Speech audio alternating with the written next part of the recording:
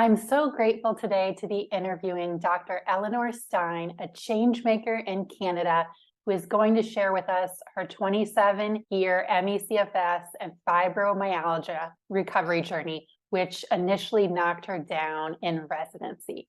She's going to share key epiphanies from her long and winding road from being barely able to walk 2 blocks to getting her life back, and how she's paving the path for others to heal and for recognition in our healthcare system. Dr. Stein, I'm so thrilled to have you here with us today.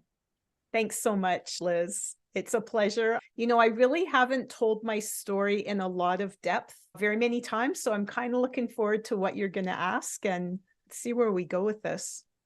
All right. So to start off, what is your purpose for sharing your story today? You know what? It's all about hope.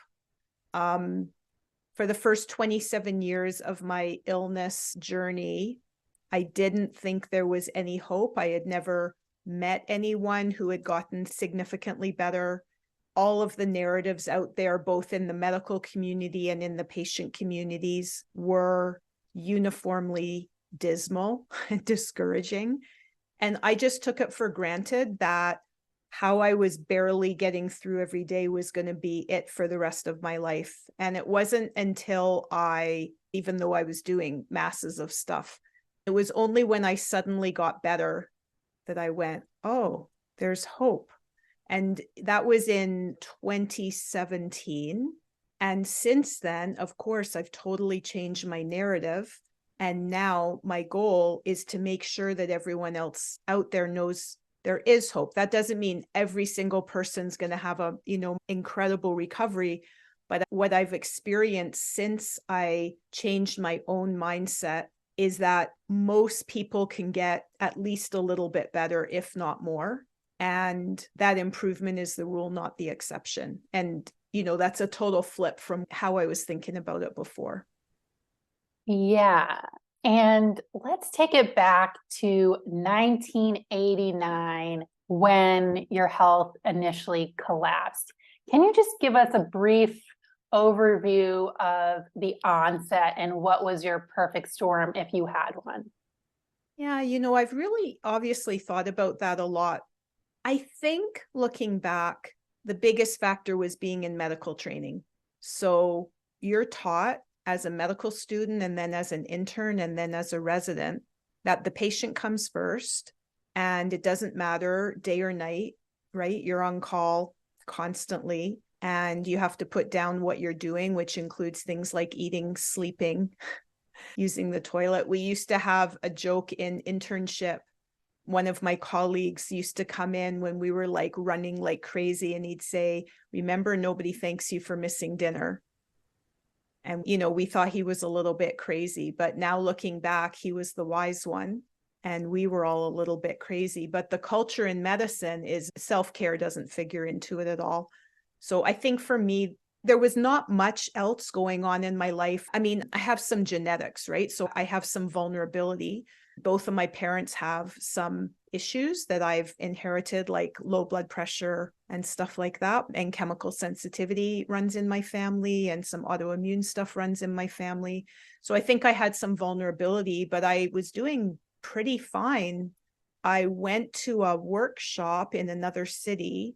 On the way back, someone was dropping me off and I just thought, God, I'm coming down with the flu. I do not feel good. I went to bed and that was it. And it never got, some people say it was the worst flu ever. It was not like that for me. It was very subtle, but then it just slowly progressed over the next 3 months until I was, pretty much incapacitated. Yeah. And even though it might have been a more milder flu, it sounds like you're going through residency, which is the most grueling time in a doctor's career. You don't get much sleep. You have to work how many hours a week is it? I chose my residency carefully. So I had one of the residencies in Canada with the least amount of call. So I was on call every 4th night for 4 years. So that means every 4th night, you get little to no sleep. And that was the best possible residency. Like I researched every single program. And I guess I must have already instinctively known that sleep was important to me, because some of my colleagues on purpose applied for residencies that had 1 and 2 call. That means you're missing a night of sleep every other night for 4 or more years. I'm researching right now for a talk I'm going to give in the new year on sleep. And I'm just inhaling all this information about the negative impacts of poor sleep or insufficient sleep. So I think medical training is just a setup for illness. Exactly. And the people who are able to survive it, if you're able to even go into that, might not be aware as much because it really weeds out a lot of people and then doesn't set up the rest of society for success when those doctors then are helping people. But you were able to turn it around and are now helping people. So we can hopefully change that by sharing our stories. Yeah, just to pick up on something you said, I hadn't really thought about this before, but the culture that we are a part of in medicine may be related to why doctors are so unhelpful to people who have chronic complex conditions, right? Because they're like the Navy SEALs, like toughness is really applauded, and weakness or laziness or fatigue or anything that's less than 110% performance is really frowned upon. And so here you have doctors who are in this unhealthy culture who are now faced with trying to help people who are, you could say, maybe at the other end of the spectrum as they are in terms of, let's just say, energy, right? And I think it's no big surprise. They just don't get it. Yeah. And they're not really emotionally open to it because we've been in this culture that supports the opposite of not paying attention to your needs. Yeah, it's so interesting when I think about how can we solve this. One of the first things looking back I think of is make life easier for doctors, because the doctor that I remember I told my cardiologist I was born with a congenital heart condition about 4 years before my health collapse. I was like, I'm just so stressed. I'm so stressed. I was working with international projects, so sleep was often an issue. And I just wanted him to write a note to just relax. But he was like, everyone's stressed. He was advancing in his career at the hospital and he just had a baby. So it's like, he's like, everyone's stressed. But that was my cry for help, at my annual appointment with him. Yeah, we don't care enough about doctors. So I'm so grateful to be talking with you about this because it's what I've always felt. And here you are saying it. And wow, yeah, sharing us your experience. It doesn't excuse doctors, right? And it doesn't make it any better. But I think it might go some way to explaining why we're just this horrible mismatch when it comes to something like ME, where, it's not stress, right? I mean, stress might have been part of the contributor, but it's like this lack of cellular energy that no matter how tough you are and how type A you are and how determined you are, you just can't overcome it. Yeah, exactly. Yeah, I had a whole perfect storm of things. Okay. So can you share with us what were your key health challenges and symptoms and your diagnoses? Maybe it took you a while to get those, but what were some of the key symptoms you were dealing with in the beginning and then over the 27 years? So from the time I became ill until the time I got significantly better, I had some very small ups and downs. And at times I would find some new supplement protocol and I'd be like, oh my gosh, this is the thing. And I'd feel better for a couple months. And then I kind of slide back because the body is very smart. It doesn't like being pushed out of homeostasis. And if you try to push it in a direction it doesn't want to go, it fights back. So by far my biggest symptom was post-exertional malaise. I remember walking, I lived 2 blocks away. You mentioned the 2 blocks. So I lived 2 blocks away from the grocery store, and I lived about 4 blocks away from my therapist, because of course, one of the first things I did was get into therapy because I was like, had no idea what was going on. I needed a lot of support. And I would walk there incredibly slowly in my little sweatsuit, which I never changed out of. And notice how heavy my legs were. Like just walking on the flat, on pavement for a few blocks was just so difficult. I remember noticing that every single day. And that's how I knew I got better in 2017. I can't remember what I was doing, but I was like walking up a hill and I went, I just walked up this hill and I didn't even notice it. Right. And I went, something is different. My second big symptom was hypersomnia. So I would just sleep all the time. I would get up, eat something, an hour later, need to nap for like 4 hours, wake up, eat something, back to bed. So I was probably sleeping at the beginning 18 hours a day, maybe even 20 at some points. And then, as so often happens, I've observed it with my patients over time, that hypersomnia changes to insomnia, and then you're equally as tired, but you can't fall asleep. So I had that for the entire duration. I still have some sleep challenges, but my sleep problem now is a totally different problem than what I had throughout my illness. I would say my chemical sensitivity, like I had always been a little bit sensitive, but it just blew up. So, I was the one wearing the mask in the grocery store and stuff like that for many years. I always had low blood pressure. I was always prone to fainting, and it just, again, went berserk. Yeah, as an intern, I passed out in the OR and contaminated the whole situation, and they had to start do everything over and bring all new instruments. So, that was just happening most days.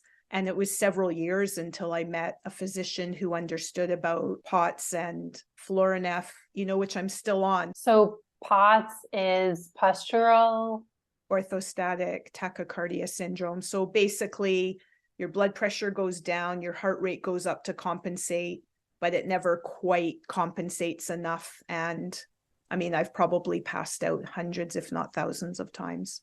Wow. And before it was more occasionally, and then it was like on a daily basis. Yeah. After I became ill, it was just like, I couldn't, I still have low blood pressure. Now I know so much more. I realize the whole hypermobility thing, it all comes as a package. So that's genetic. Everybody in my yoga class is envious. They think it's so great to be super flexible, right? And I'm like, no. You be careful what you ask for. Yeah, I know that hypermobility, I think it's also called Ehlers-Danlos syndrome. Ehlers-Danlos. Yeah. And that's somehow linked to this. I don't know how it's linked, but it is. Yeah, it's definitely linked. That was shown more than 25 years ago by Professor Peter Rowe at Johns Hopkins. So I think the low energy makes it harder to keep blood pressure up. We have little muscle cells in the walls of our tiniest arterioles, like little tiny cells. And if those little muscle cells don't have enough energy, they just are floppy, right? And so the research shows people with ME have blood pooling often. That's why support hose is one of the sometimes very helpful recommendations. And so you have a combination of a genetic predisposition to having floppy blood vessels. And then on top of that, now you don't have enough energy for the little cells to work. So I think that's my, non-scientific understanding of why people with low blood pressure and we'll just say connective tissue disorders in general are more vulnerable. Yes, I actually have low blood pressure too, or it's genetic. Yes, my mom also has it. Those were the main things. So I made a list of Dr. Eleanor Stein's former health challenges and symptoms, as well as her life before she became sick.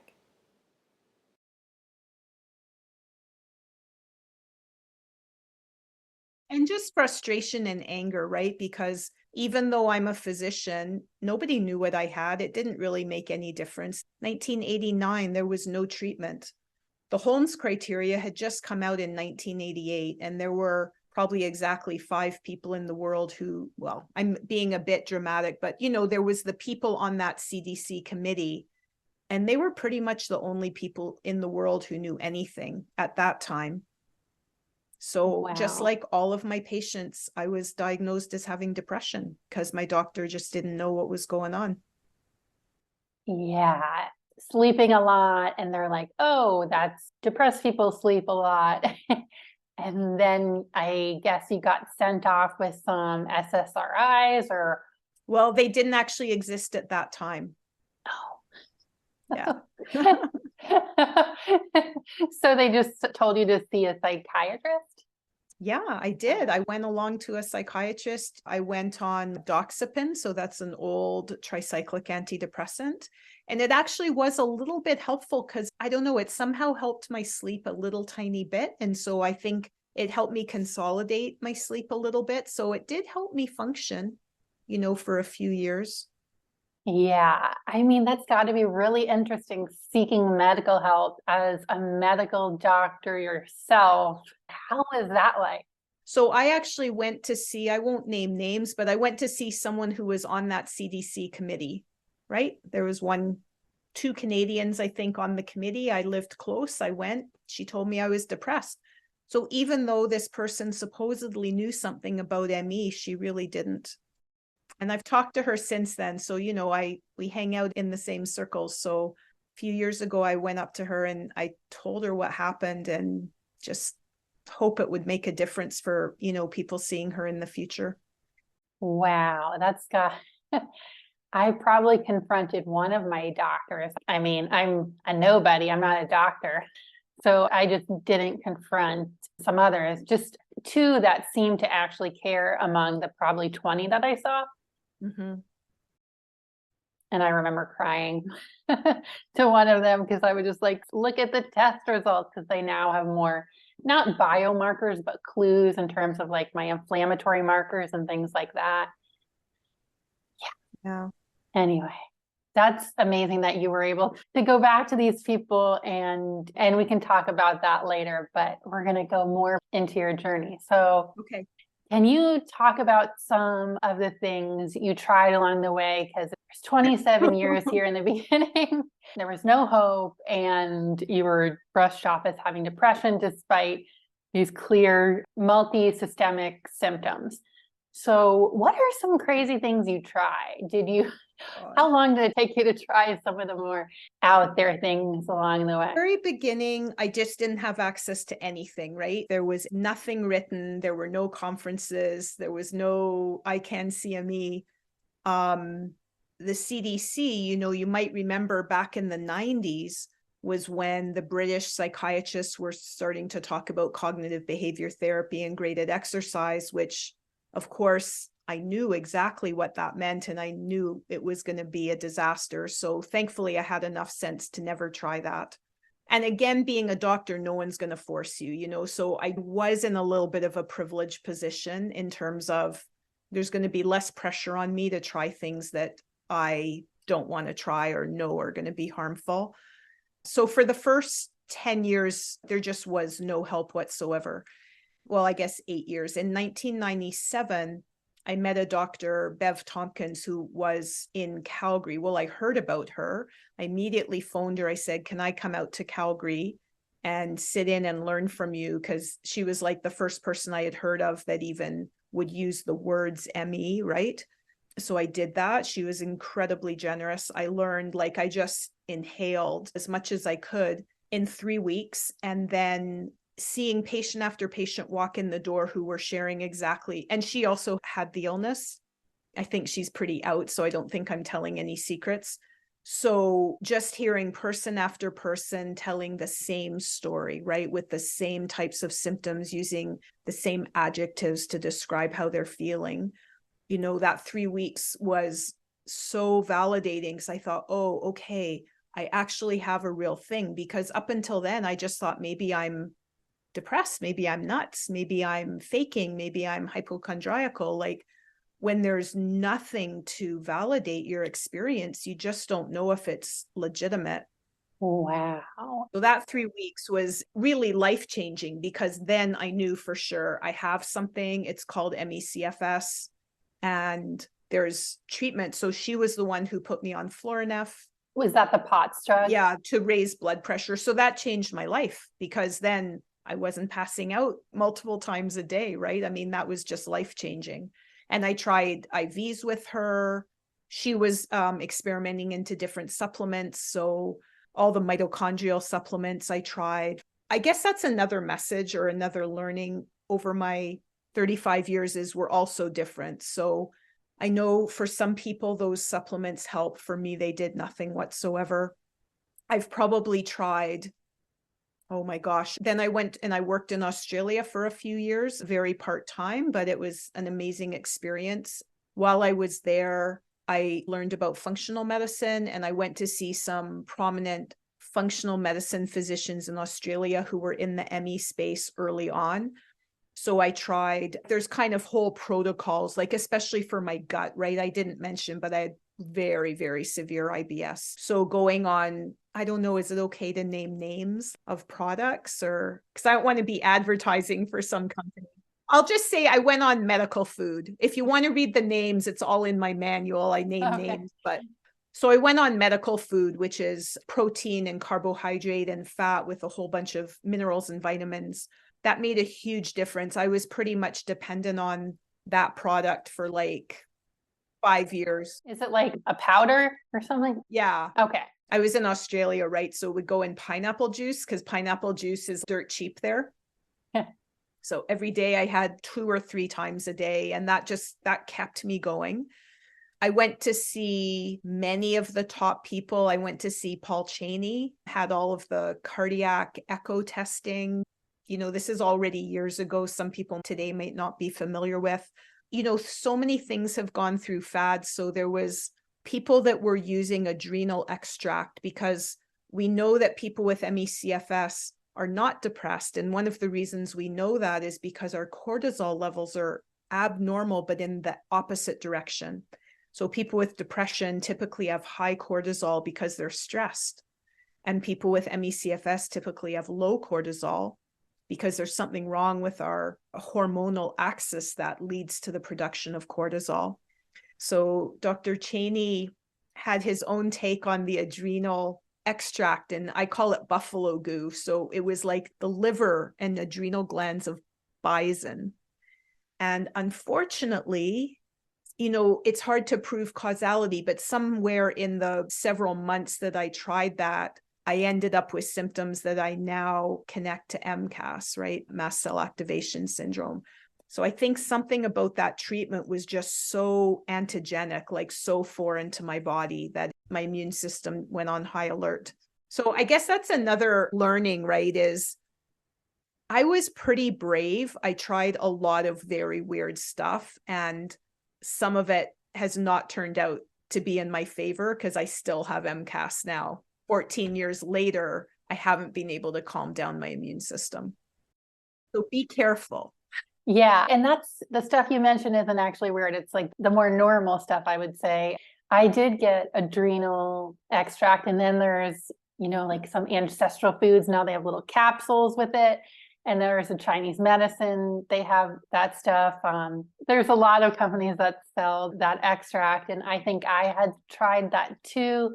But yeah, I think for me, it just felt like my body was fried. I know at one point I might have had higher cortisol. I'm not sure, but I know I had it measured and I think it was lower. So I know some people have disproven adrenal fatigue as a thing, but there's definitely something wrong with the adrenals, but just amping them might not be the solution either. So yeah, for everyone. And then the other thing, so more recently, the thing that really caused a big turnaround was, for me, I think is really central to my improvement, was going on the, what we call the paleo autoimmune diet. Ooh. So it's a diet that's recommended by several people in different fields that are dealing with autoimmune diseases. So it's recommended, say, by Terry Walls. So she's a doctor who has MS and has recovered, right? So that's almost unheard of. Like, she was in a wheelchair and she used the diet. And what's really cool is she learned about the diet from a father and son who live in Calgary, which is where I live. And I've met them because they created a movie, and it was at the Calgary Film Festival a number of years ago. So I went to the premiere and I met them and talked to them. And they run a site, I believe it's called MS Hope. I hope I have that right. And they give all of the details of the diet. And the father is a retired university professor, and the son is the one who had MS. And the father, he's also researched vitamin D in MS. So vitamin D may be a really good remedy to try to help people calm the immune system. So I take a lot of vitamin D now. And it was these two that created the diet. And the son who I met, who's now, I think in his 40s, super healthy, goes to the gym, works out every day, and he was kind of headed for wheelchair territory when he started the diet. So the autoimmune paleo diet, and I know Terry Walls is very vegetables heavy from her beautiful garden. Yeah. But that is basically, it's no nuts, no eggs, no dairy, no grains. Yeah. No legumes. And so basically it's having meat. Yeah. Fruit, vegetables, and meat. Yeah. Yeah.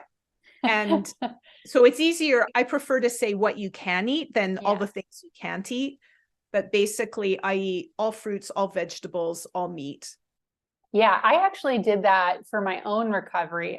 I have all the food groups today except gluten, but I was very strict for my recovery. And I would say a full year after I had gotten my health back, I was still on the diet, but I was thankfully able to, through the nervous system work, be able to eat more foods. But yeah, for me, same diet was key for me. And do you see that in the people you help, or is the diet thing unique for everyone? You know what? I've been reticent to recommend it. Like when I was still in practice, I didn't recommend it unless the people had kind of diagnosed autoimmune condition, because the diet is so restrictive.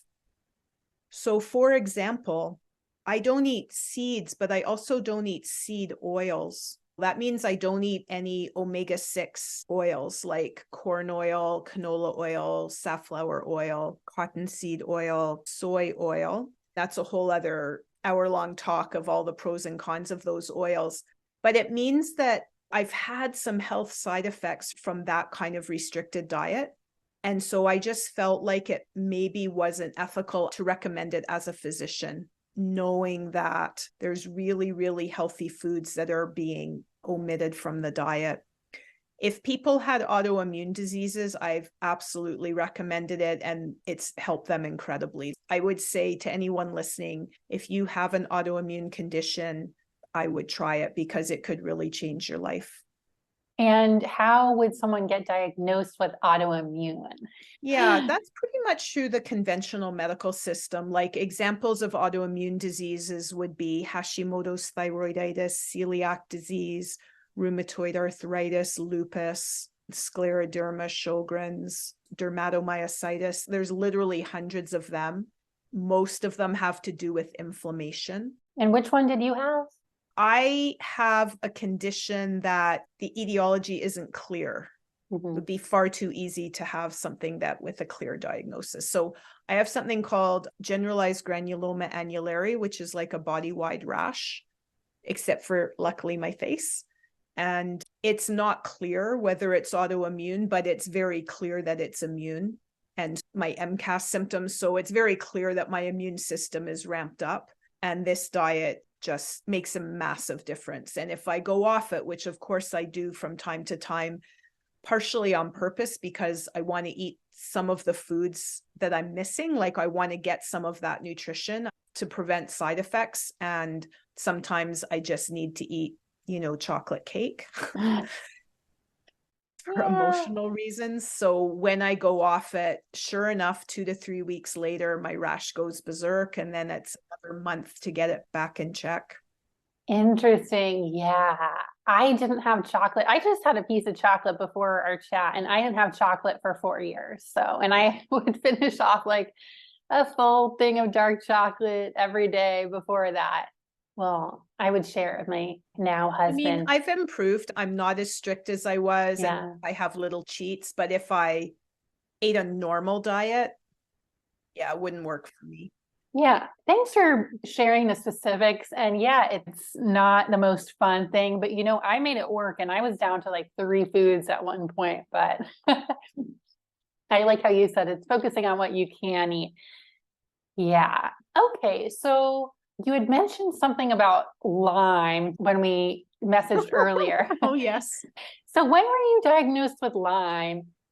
That was in 2004. So I'll just back up a step. So people with ME tend to fall into two camps. Their immune system is either over or underactive or effective, right? So if your immune system is very active, as mine is, like I've almost never gotten a cold or flu in 35 years since I became ill. And then the other half of people catch everything and are super sick with it, like more so than the average person. So that's what I found. People fall into kind of polarized groups. In 2004, I had this really severe acute flu-like illness. Like I had never had anything like that. I luckily got in to see this internist who was super knowledgeable. He immediately tested me for Lyme and I was like raging positive. Again, because I'm a physician and I had this guy kind of in my corner, I actually did get a trial of IV antibiotics for 3 months. Made no difference whatsoever. So I stopped it and I've tested for Lyme subsequent to that. And it just kind of has gradually become less on the lab tests. Interesting. Yeah, it's very weird. So that's helped me change my mindset a little bit about Lyme also, to realize that sometimes if we look after ourselves and we do all the self-management stuff, our body may be able to heal ourselves from Lyme, because I'm pretty sure I don't have it now. Now, some people might say, oh, you've got MCAS, that means you have Lyme. It's pretty complicated, but I definitely don't have the classic symptoms of Lyme. Yeah. And I had a similar thing, but it was with EBV, kept on reactivating, even took an 11-month course of Valtrex, which is off-label herpes medicine, but it's EBV is in the same family as herpes. Yeah. So I took that for 11 months and then it still came back. And so it was the lifestyle and nervous system stuff for me that ultimately helped my body. Like you said, taking care of myself in the right ways was what returned me to homeostasis. So yeah. We talked about all this stuff. So how much money did you probably spend in total? Give us a number. Make people.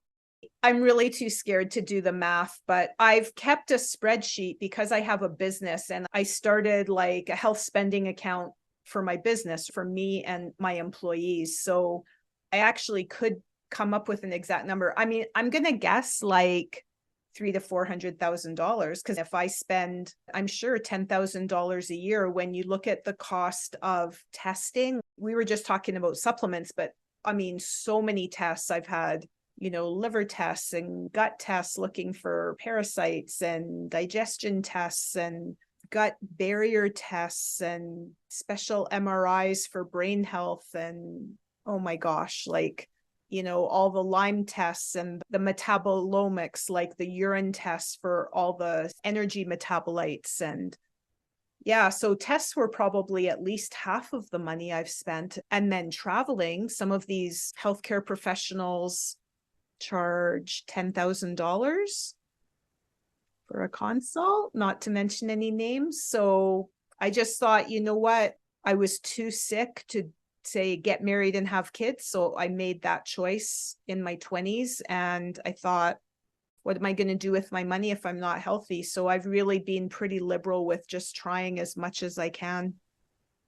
Yes. And you are not alone. Wow. Did any test, I guess, knowing helped you, but in terms of like all the gut tests, let's say, did any of those lead to anything? Because it's like testing your gut lining. Oh, like almost everything I tested. And here we're talking in the environmental functional medicine, complementary space, like they're almost all, I had findings on almost everything. My body was a mess. So yeah, my digestion and gut permeability, like I had leaky gut. Guess what? I've got the genes that make you super susceptible to mold. So I was super sensitive to mold for a really long time. I don't think I am now.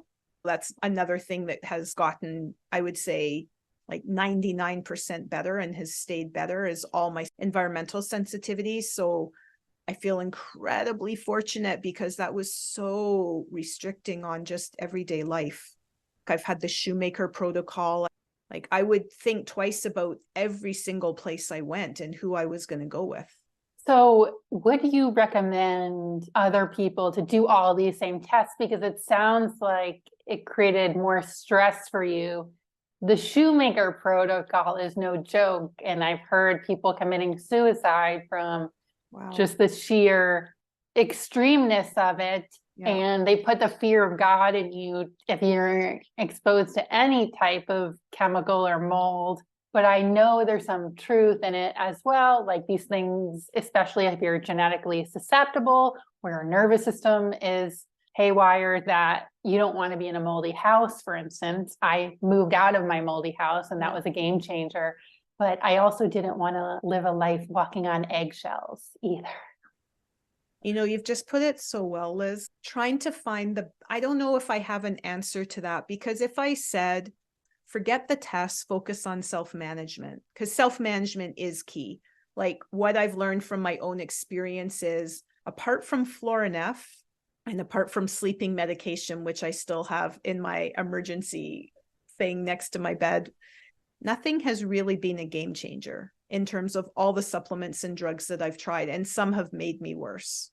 Ooh. Like I have some kidney damage now because of something that I tried for MCAS, you know? So you got to be cautious. Like don't do what I did, because doctors never tell you the side effects.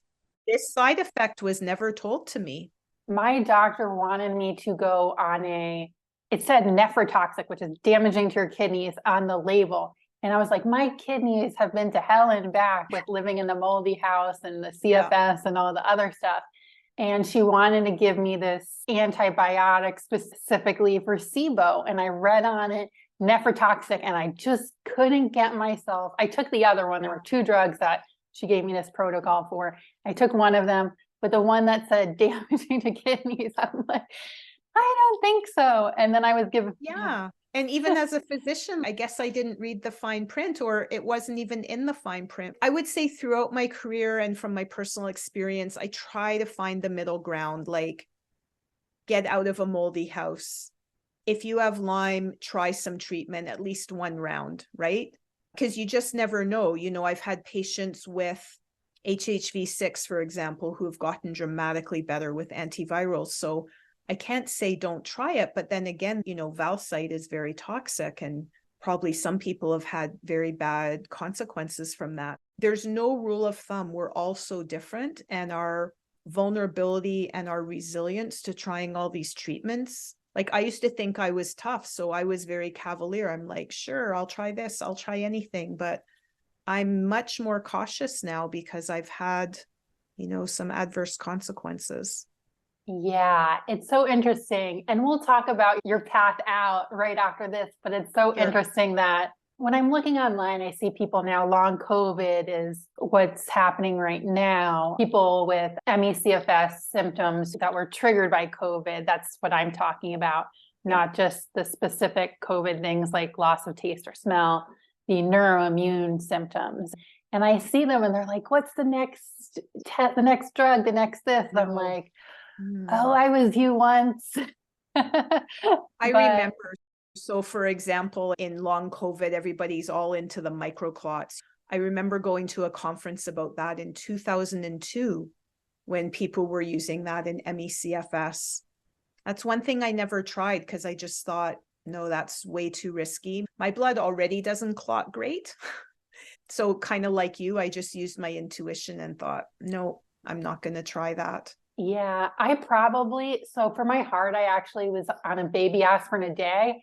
And of course, I self-diagnosed before I got the CFS diagnosis. And I found out that I have a leaky gut. And then I went into my doctor. She was like, there's no such thing as a leaky gut.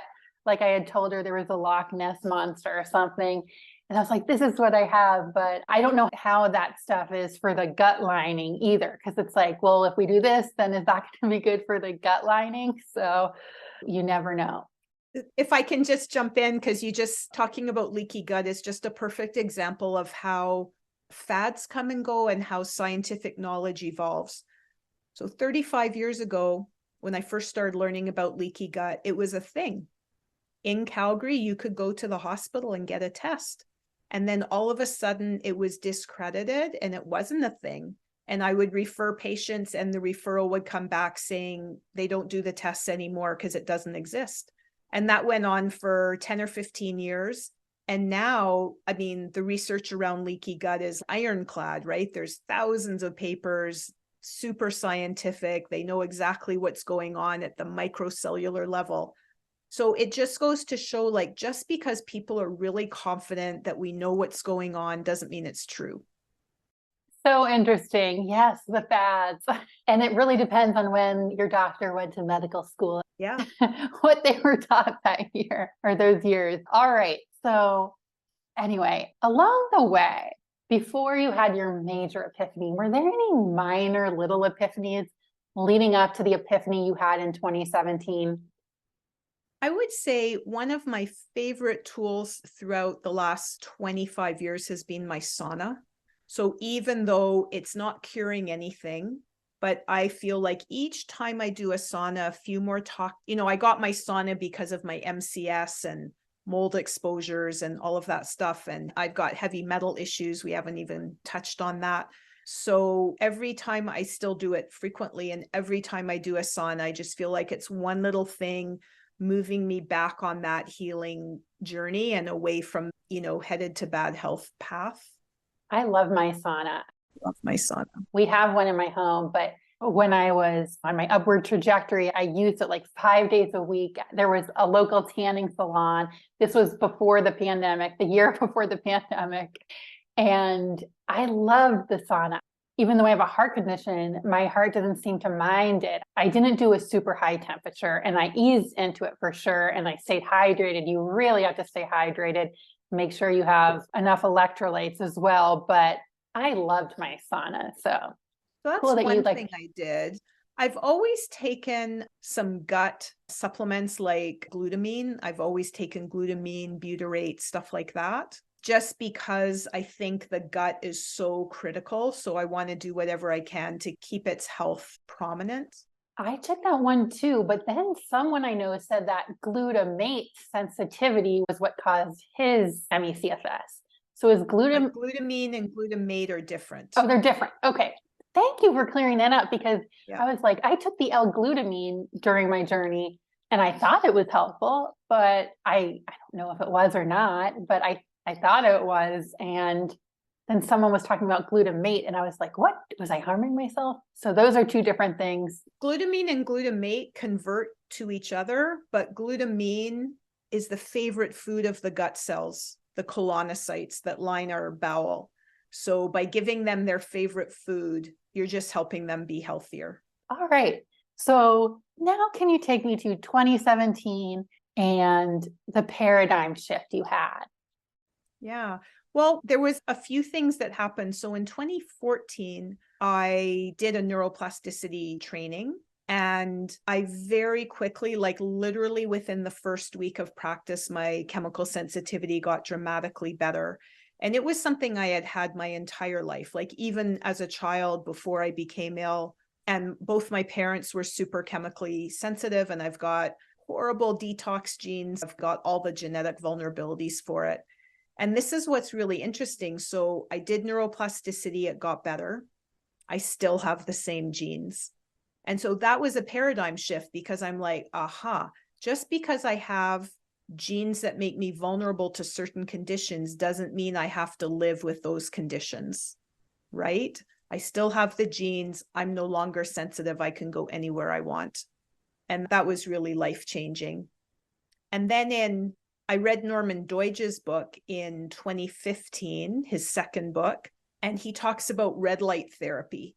And when I read it in his book, I thought, this is woo-woo. Like, are you kidding me? Shining a light somewhere on my body is going to make any difference. But of course, I went to the back of the book. I read all of the references.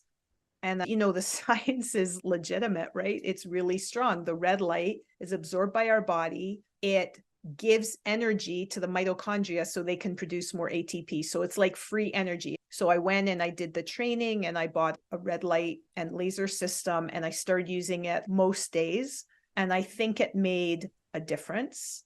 So I've seen advertisements for them. It kind of looks like a light panel, but you said a laser. So what was your setup? So there's so many different brands. Like, it's so trendy right now. Yeah. So I went to the place that Doidge talks about in his book, which happens to be in Toronto. And it's probably one of the most expensive because it's professional grade. So I have a system, because then I used it in my patients, right, for the next 5 years. And I actually did a little study. So I hired a research assistant and we entered 20 people and we gave them all the exact same protocol and we got them to rate their symptoms every week for a month. And most people had an improvement in energy, mood, pain, and sleep. So those are all 4 really important things. So I'm a believer. That's another paradigm shift. Like, I never thought that something you could shine at yourself from the outside could make any difference whatsoever. Yeah, that's such a coincidence because I was talking to someone. Sometimes I respond to people who message me and I was like, have you heard about red light therapy? And just curious if he had heard about it. And he was like, no, but it seems, I just have only read positive things about it. It really seems quite promising. Is that the same as infrared light or is it different? Are they? Yeah, so most of the arrays use red and infrared. There's a spectrum, right? I can't remember the exact numbers, but it's like from 780 to 930 hertz, something like that. So it's certain frequencies of light, and it's very specific and scientific. It has to be just the right frequencies so that it won't be absorbed by the wrong tissues. So for example, we don't want it to be absorbed by the red blood cells. So we use the same frequencies that are in the red blood cells, and then it doesn't get absorbed and it actually gets into the rest of the tissues. Wow. Thank you for explaining that. I had no idea how it actually worked, but thanks for that explanation. All right. So the sauna was helpful. Yeah. Red light therapy was helpful. And then neuroplasticity training was a big step forward.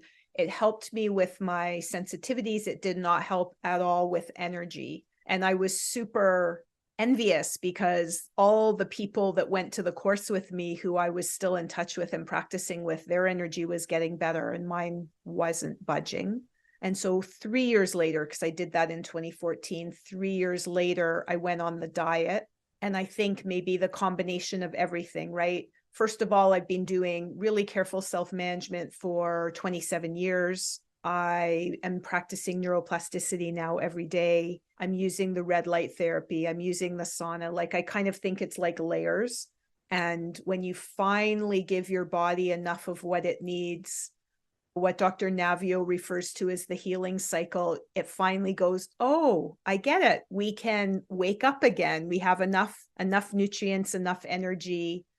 When he talks about the cell danger response, it's a protective mechanism to save us from oxidative damage. And the mitochondria aren't going to start producing more energy until they sense safety. So I've kind of developed this paradigm, like people talk about in neuroplasticity, how you have to feel safe for the brain to rewire. Otherwise, you're just going to be focused on the danger and nothing's going to change. So I think it's kind of almost a metaphor. We have to feel emotionally safe, but our cells, like the mitochondria, are actually sensing what's going on in the cell, and they make the decision to turn on or off based on what they sense inside the cell in the intracellular environment.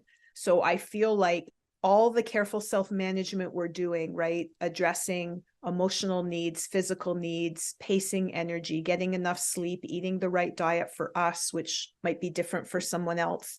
When for me, I finally layered all those things, And it was basically between mid-August and mid-September of 2017, everything changed. I all of a sudden didn't need to go to bed at like 8 o'clock, and wake up at 10. Now I'm going to bed at 10 and waking up at 8. Like, wow, that's 4 extra hours in the day. I could walk. My post-exertional malaise went away. And I can't run a marathon. I can't do probably the most extreme things, but I can do a 10 to 15K hike. Wow. And feel pretty good. So if you could just give us a percentage of what your functionality levels were like during your ME/CFS journey and what percent wellness you are at today. I was pretty low, but then I improved. So once I met Dr. Tompkins and I got on Florinef and sleeping medication and I got a little bit stabilized, then I was kind of hovering around 60 for most of that, say 20 years or whatever. And I was doing stuff. I was just doing it super slowly and mostly feeling like crap, but I was still, working part-time, thinking slowly and painfully, but I was doing stuff. So I would say I was about 50 to 60 for much of that time. And now you are at around 90, you said? I think so. Yeah. It's so hard to tell because I'm 35 years older. And now I have a few other new health issues that I didn't have before that I don't know are necessarily related, but they still impact my function. So I could not say I'm 100%, but I would say 80 to 90. Well, that's wonderful. And I love what you talk about, like the layers of health, and just like the cell danger response switches on and shuts things down, which is a theory by Bob Naviaux at UCSD. We can have like the healing cycle and the different ways that we can tell our mitochondria we're safe, whether that's through diet, through neuroplasticity, through the lifestyle changes. All right, so at one point you struggled walking to your grocery store 2 blocks away. Can you talk about your life now and any adventures? Well, I feel incredibly fortunate. I retired from work last year, and part of the reason I made that decision is so that I'd have more time for travel, which I adore. So this year I went to Antarctica, I went to the South, and I went to the Arctic. So I actually dipped my toe in both the Antarctic Ocean and the Arctic Ocean this year. Oh, wow. Oh, how exciting. That's amazing. Did you see lots of penguins in Antarctica? Oh my gosh. Like thousands, like tens of thousands of penguins and thousands of different species of seals. Oh, And albatross and all kind of seabirds and whales. But it's an example of what my life is like now. Like that's a very tough trip. It's 4 flights to get from Calgary to Ushuaia at the southern tip of Argentina. And then the Antarctic Ocean is very rough. So, it's not for the faint of heart. And I couldn't have even considered doing it before, but if I had somehow landed up there, I would have been pretty miserable, whereas I was able to fully enjoy myself. that's amazing that you were able to do such an epic adventure. Wow, how awesome. One thing I do want to ask, I spoke with some people before who, when they have any type of pressure or protocols, or like, okay, I have to go on this diet, then I have to do all these sleep hygiene practices, then I have to do this. It can feel like a lot to them, especially if in the back of their mind, maybe they were told by a doctor, oh, you can never heal from this. So have you ever experienced people who feel a lot of pressure to do all this stuff perfectly to heal? Oh, absolutely. While in the back of their mind, they were told you can't. Yeah, that's really well put. Yes, absolutely. And part of what hopefully I communicated as a physician is, let's go for the middle road. Like if you spend your entire life on, I'll call them health behaviors, life is no fun. So what's the point of living, right? You want to have some fun. I'm not the most disciplined person in the world. So I was never one of those, like, extreme, having to do everything right in every protocol people. I tried a lot of protocols. I probably didn't do them all perfectly. Yeah. So absolutely. I think I've learned so much about mindset, and actually my blog that's coming out early December is going to be all about mindset, and some of the research is mind-blowing, and it just shows the power of our unconscious beliefs. And so why I'm writing a blog on it, and I feel it's so important, is if I have the unconscious belief, I might not even be aware of it, or I might just think it's true, right? So I don't think it's a belief. I just think it's true that I can never get better no matter what I do. There's this sense of futility, and that has to affect my biology, my body. And what I've noticed, so you're asking about paradigm shifts. Once I had that very significant improvement of like 30 to 40% energy improvement so quickly, and I've maintained it now for 6 years. So I don't want to, I'm touching wood as I'm saying that, right? I don't want to mess it up somehow, but the power of mindset. Yeah. So I think since I improved, I totally changed the narrative that I was giving to my patients, and they started improving. Right? Everybody at their own pace. Some people a little bit, some people medium, some people very dramatic improvements. And in my medical practice for the 25 years before that, I hadn't seen, of course, some people were making little improvements, but I just didn't see the number or extent of improvement that I've seen since I started providing different information. And so that's one of my motivations now. You know, even though I'm retired from medical practice, kind of keeping an online presence is to say, it is possible. There is hope. You can get better. I don't know how any individual is going to get better, like what are going to be the layers for them. But I know that knowing it's possible is a critical ingredient. Wow. And thank you for so eloquently describing, or even describing it all from a biological perspective and a medical perspective, and your own perspective as both someone who's experienced ME/CFS and someone who helps people with ME/CFS heal, about how futility can impact our biology. So just a one sentence example. They did a study on older people, and people who thought aging was going to be horrible died sooner than people who thought, you know, had a less negative view of aging. Like something that simple was a life or death mindset. Wow. Yeah. And I know there's plenty of examples. I do want to loop back quickly. So in the 90s, you know, it was like CBT and just things like that. And there still is a lot of pushback in certain communities, which any type of mindset stuff is patient blaming, and it's minimizing this biomedical disease. I support all the biomedical research, but it's clear that some organizations have drawn a line in the sand and said that this is just gaslighting and woo-woo, and we just need to work on the pharmaceuticals here. That's really why I'm writing my blog. So by the time people listen to this, the blog will already be published, hopefully first week in December. So I just say, go read it, try to keep an open mind.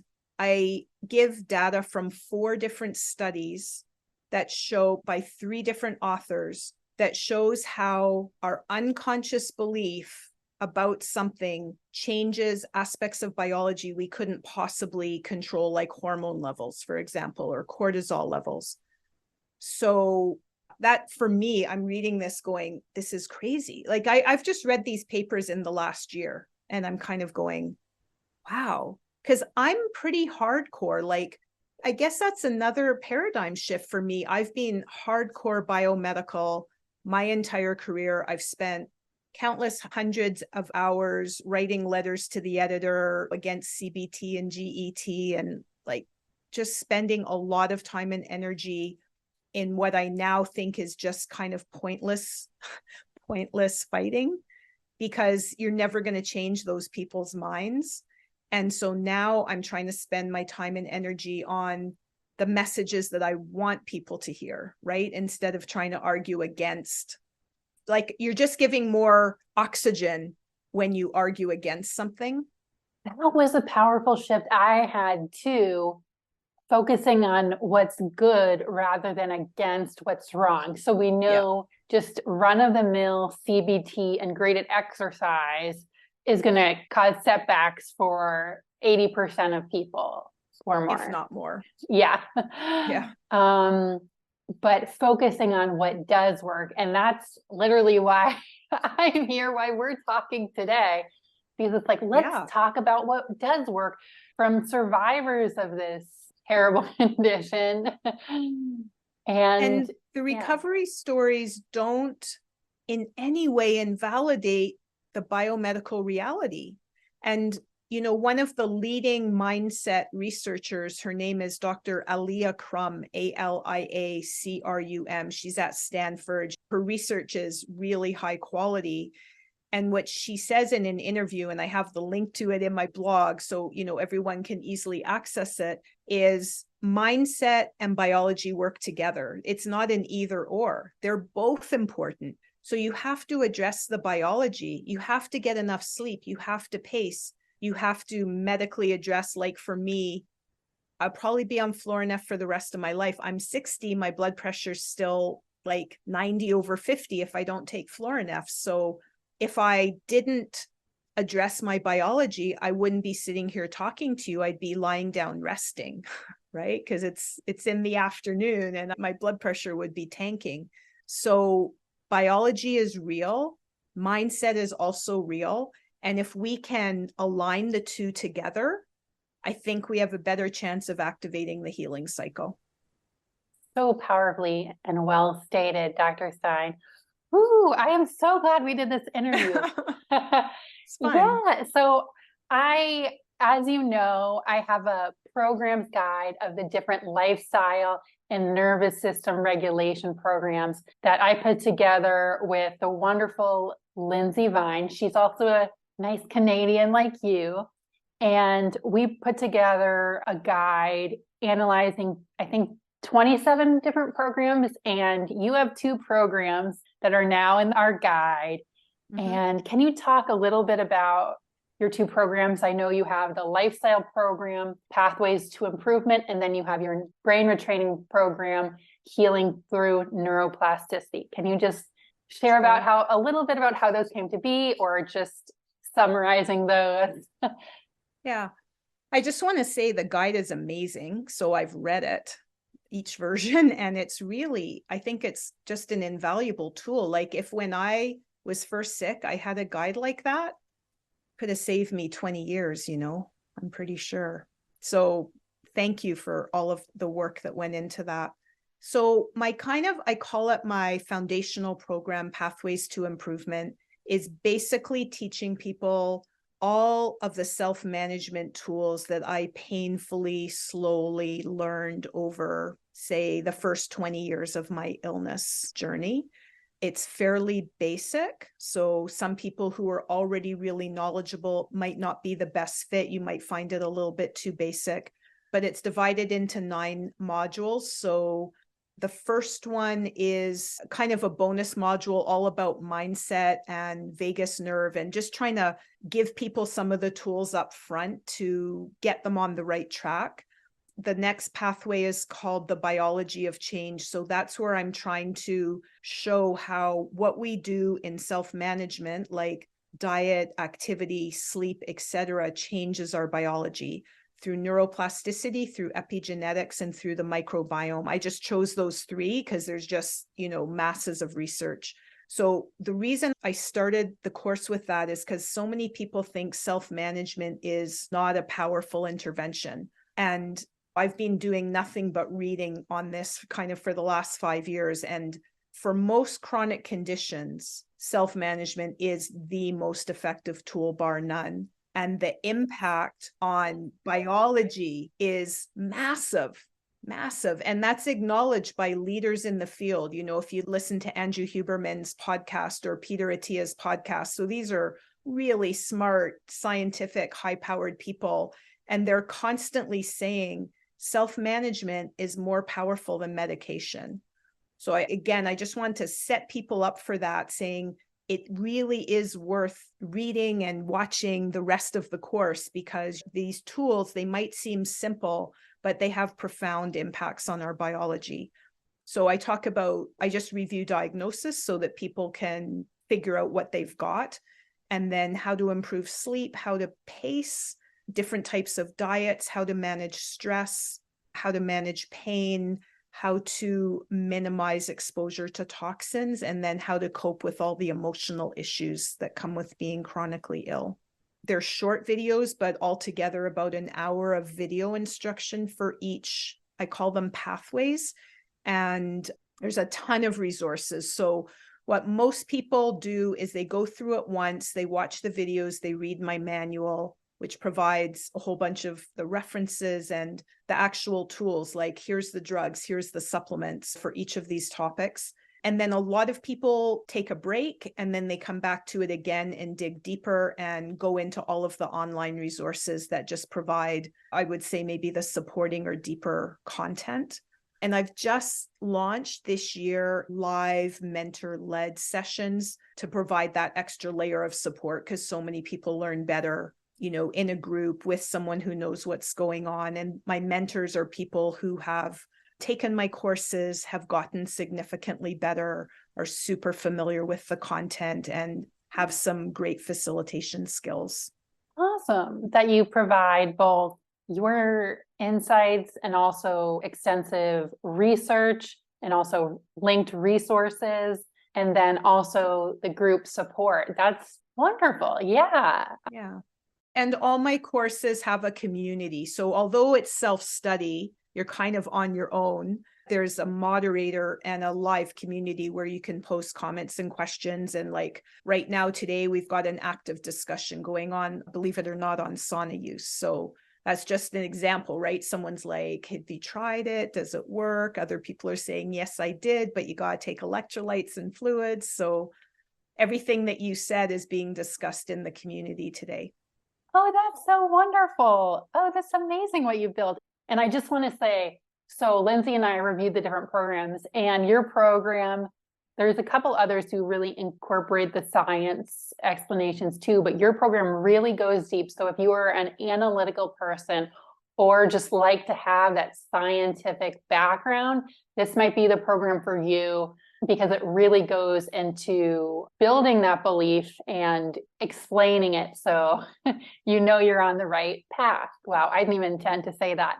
Thank you.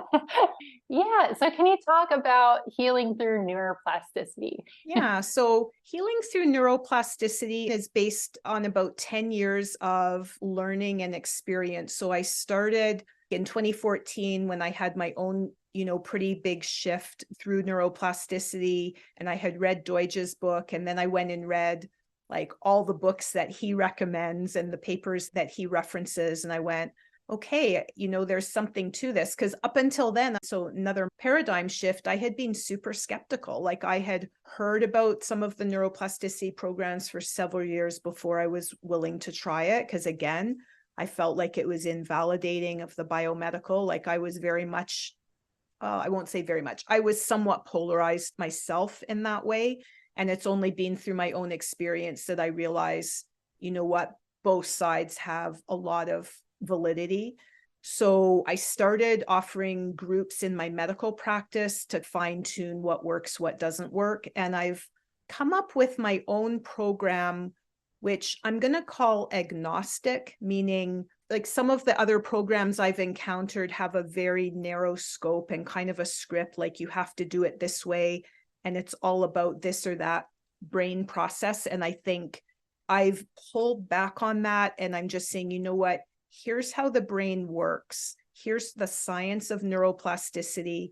And based on that science, we can predict that certain interventions are going to be helpful. So again, I don't know why the magic number is 9, but I have 9 modules in that course as well, each one teaching different skills, very practical and actionable that you can practice every day. Because just like in the pathways course, unless you actually implement the self-management, nothing's going to change, right? Like you can understand it and be an expert on it, but if you don't do it, nothing's going to change in your health. And it's the same with neuroplasticity. You have to practice an hour a day to rewire the brain. So I give you literally handouts with dozens of tools that you can choose and figure out which ones work for you. So some of the programs give you a script. I do not have a script. So if you're someone who really just wants to be told what to do, don't buy my course because you'll be frustrated. Mine is more for people who want to kind of use their intuition and figure out, oh, this tool really appeals to me. This one makes sense. I'm going to try it. This one doesn't apply to me. I'm going to let that one go, and build their own toolkit that they can then have tools that they can use every day. You know, the good days, the bad days, the morning, the noon, the night, the middle of the night when the symptoms are out of control. So it's basically helping people build their own individualized toolkit that they can then embark on that daily practice with, again, the support of the community, so they can find accountability buddies or practice buddies within the community. Oh, that's so wonderful. I do have a question. So the hour a day, so is that spread out throughout the day you recommend? Some programs are very rigid, an hour a day, and there's some other programs it's like, you just can do whatever, 20 minutes. I'm not a rigid person, right? I've already shared, I'm not the most disciplined person, and I really hate people telling me what to do. So my programs reflect my personality, that you get a lot of choices. You have to work about an hour a day for the brain to rewire, because it's been in certain patterns or habits for maybe decades. Like in my case, I was sick for 27 years before I got better. That's a lot of entrenched habits to undo and change. I think it probably works better if you split that hour up, because I think it's better to have change on your mind throughout the day. So if you did 10 minutes in the morning, 10 minutes, whenever, you know, I have scheduled practice and unscheduled. Scheduled practice would be like the morning meditation or the evening meditation. Unscheduled would be what you do in the moment when you're beset by the symptom. And you can't predict when that's going to be. And you don't necessarily have an hour right there and then to launch into a practice. So it's extremely flexible as long as you aim for that more or less hour a day on average. Oh, I love that. Yeah. So it's both scheduled and situational. Mm-hmm. Yeah. And picking the tools that resonate and apply to the situation. And also, I get this a lot. Like, what do I do when all those wired chemicals wake me up at night and you're just stuck in that stress response at night? So that's going to be very different, right? I've got 2 whole modules on safety and calming and all kind of strategies. On a different note, you might have a different symptom in a different situation where you're not in fight or flight, and a very different intervention might be more appropriate. So there's pros and cons to my approach. The pro is, I think it really appeals to people who want a really individualized approach that they can tailor to their own personality and symptoms and life situation. But I'm very aware, because I've had this feedback over the years, that some people, they're so sick, they're so tired, they have such limited, say, cognitive capacity, they just want something really simple. And I'm working on a new course, which is going to be much simpler, but my current course probably wouldn't be right for those people. Okay, that's very good to know. All right. I'm so glad we could talk about your programs, and just hearing from a doctor, wow, your own story. And do you want to touch on how you're maybe changing things in Canada, or how you're working?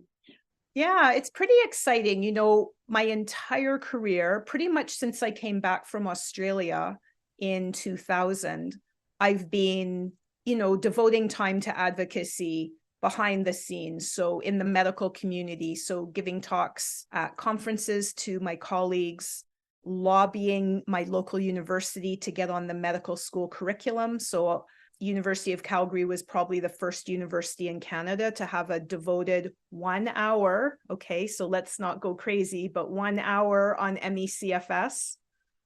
And now that I've retired, I'm not sure if that hour is still there. I doubt it. So unfortunately, it was very fragile. But what it did mean is because I gave so many presentations, I would say the culture in Calgary is very, very open to ME/CFS and FM. You know, one of the reasons I retired is because I couldn't handle the demand, right? And because I'm a specialist, all patients came to me through referrals from other physicians. So I feel really proud of that. I feel like we have a little nucleus in Calgary of physicians that are pretty knowledgeable and open-minded compared to maybe other locations and stories I hear.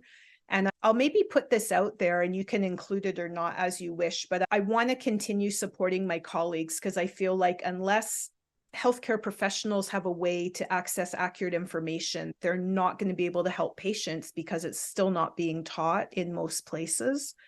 So I have a group called Alphabet Soup, which is only for healthcare professionals. If any healthcare professional is listening or you would like your healthcare professional, you think they're open-minded and they might be open to learning, contact me. I'm sure my email will be somewhere displayed and we'll send you the link. So it's not a public link because it's only for healthcare professionals, but I provide just short little kind of lunch and learn online talks. I've got 3 up there. I've got another one happening next week, and I'm just going to keep building that library of education for professionals. Wow, that's so wonderful. Yes, and it's so wonderful that you're changing things in Canada and with the internet, getting your story out there. And I've known you've spoken at conferences, and I've seen you at the big conferences like for long COVID and things like that. Yeah. So yeah, and sometimes you're one of the only messages of hope because a lot of the conferences, it's like just talking about the research, but you're talking about how now we can actually heal and improve. This was so wonderful. So do you have any final message to people watching today? I think that there is hope, that we're all individuals. So your path may be totally different than mine, totally different than Liz's. You know, I've listened to a few of the recovery stories, Liz, on your channel, and they're all different. And so I kind of love that. And I would say to anyone listening, listen or watch those recovery stories because everyone is different. And if you watch enough, you're going to come across one that you can really relate to. And once you know it's possible, that changes your biology and makes recovery more likely. Wow. I gave me the tingles. That's just, thank you so much, Dr. Stein. This was such an educational and informative and an inspirational interview. One of my favorites so far. I feel like I learned a lot, and just hearing all about the history of this was just pretty enlightening. And I just really thank you for your time and what you're doing, giving back and really paving the path for so many people in I would say, a road you trailblaze. So thank you so much, Dr. Stein. I really appreciate it. Oh, thank you, Liz. And thanks for the opportunity. All right. This was so great. Have a wonderful rest of your evening. Thank you so much. Okay. Thank you. Take care. Bye-bye. Bye.